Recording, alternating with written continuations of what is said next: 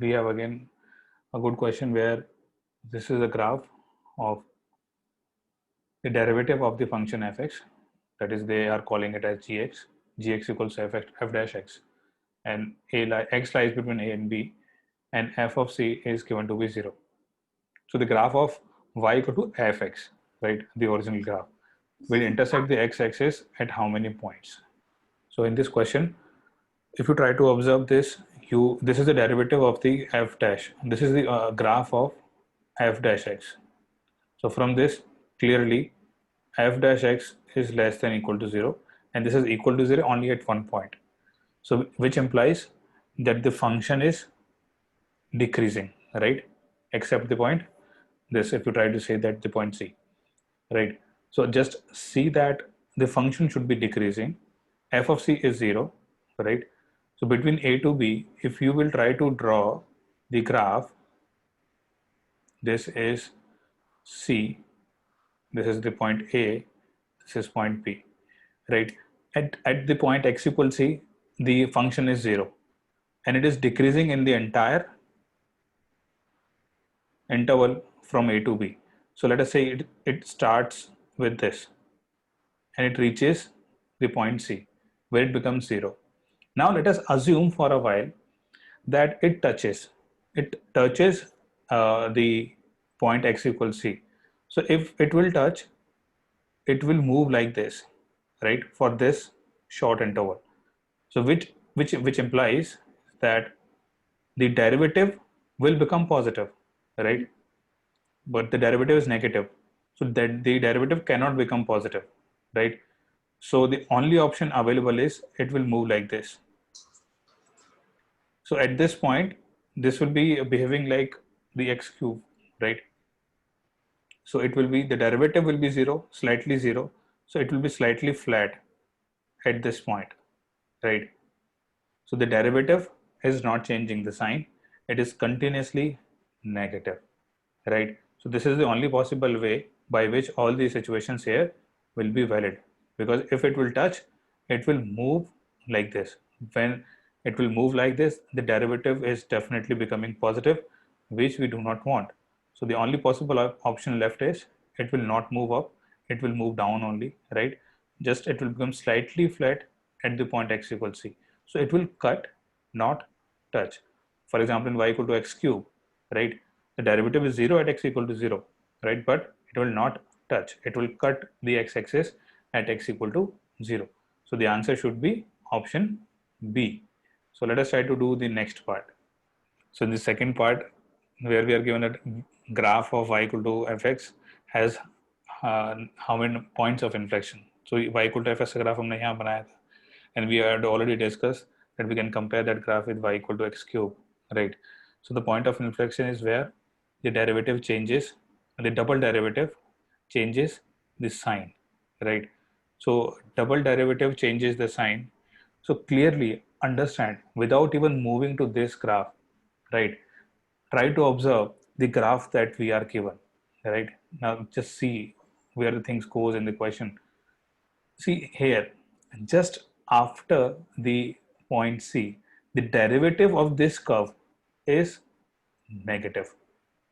And just before the point C, the derivative of this curve is positive. Now derivative of which curve? Derivative of f dash, right?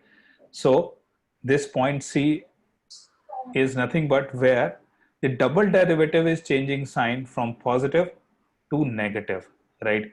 Because it is the derivative of f dash. This is the graph of f dash. So the tangent at f dash represents the f double dash. So clearly at this point C, the double derivative is changing the sign, right? So this point C is actually the point of inflection, and this happens nowhere else, right? So clearly we'll have option B as the answer. So we can directly take help of this graph itself. No calculation involved. So in these questions, everything and all the concepts regarding your graphs, the derivative, the double derivative, inflection points, right? All these things are judged, right? So this is a very good question for finding out all these things. Now there is a third part also to the question. Let us try to solve the third part. So the last question is the equation f double dash. The double derivative equals 0 has no real root, at least one, at least two distinct real roots, and cannot be determined. So always here also try to take the help of the graph, think and then answer. First of all, clearly that we are having this double derivative 0 at the point C only, right? We have the graph in front of us. The slope of this graph is 0 at only one point, that is C. So f double dash C equal to 0 is the only solution for the double derivative, or the root equal to 0, for it to be equal to 0. Now no real root cannot be there, right? We have to choose the best possible. So exactly one real root will definitely fall in this category, at least one real root, right? So you'll have to, yes, you'll have to choose the most appropriate option. So this is the matrix match question, and the important point is the information that is given to us is x and y are positive such that this happens, and this is GIF. Do not forget this square bracket represents the GIF. So you'll have to match the options.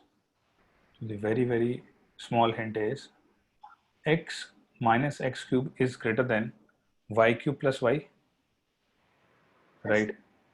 So x minus x cube is greater than this and y is positive. So this is also greater than equal to 0, right? And this is positive, so not equal to even. So this will be greater than 0, right? From this we can find out some range of x. So when this becomes greater than 0, now clearly by applying the conditions we have, this lies between 0 to 1. Fine. Now when x lies between 0 to 1, so clearly this is something positive, just less than 3, ka box will be 2, right? So this matches with this. Now similarly, if we talk about x raised to the power 1 by x, right? This will be some positive quantity, but definitely this will be lying between 0 to 1. Now when this lies between 0 to 1, so this is still negative, right? But lies between 0 to minus 1. So the box will be minus 1. So this matches with this. Now we'll come to that part. So if you rewrite this, we can write this as x minus y, or y cube, plus x cube less than equals x minus y, and obviously both are positive, so this is greater than 0. So it implies x minus y greater than 0 and x is greater than y. Since x is greater than y, so this is still positive, but both lies between 0 to 1, so it cannot be that positive that becomes more than 1. So it will be just less than that, right? So 1 plus something, the box will be 1. Wow. So this, yes, this matches with the option C. Now we'll talk about the part P, then how we can subjectively solve the part B. So now see, for the first part, we have already solved questions like these, right? When x is greater than y, or which one of them is greater, right? So we know the procedure, right? I'll just tell you the procedure. In fact, we have already solved these kind of questions. F of x we will assume, right? F of x will assume as 1 by x. F of x, that is x raised to the power 1 by x. We'll find out f dash x, right? And that will come to be increasing. This will come to be increasing in the interval 0 to 1, right? So if it is increasing in that interval 0 to 1, so we already know that in this interval x is greater than y. So f of x is greater than f of y. So which implies we can take f of y on this side. So this is x raised to the power 1 by x. X raised to the power 1 by x minus y raised to the power 1 by y is positive, right? Since this is positive, and we know that x raised to the power 1 by x lies between 1 and 0, between 0 to 1, and similarly for y raised to the power 1 by y. So the difference will also lie between 0 to 1. So this entire thing actually is lying between 0 to 1, and we have found this is positive. That is why. It is not y raised to the power 1 by y minus x raised to the power 1 by x, then it would have been negative, right? Then it would lie between 0 to minus 1.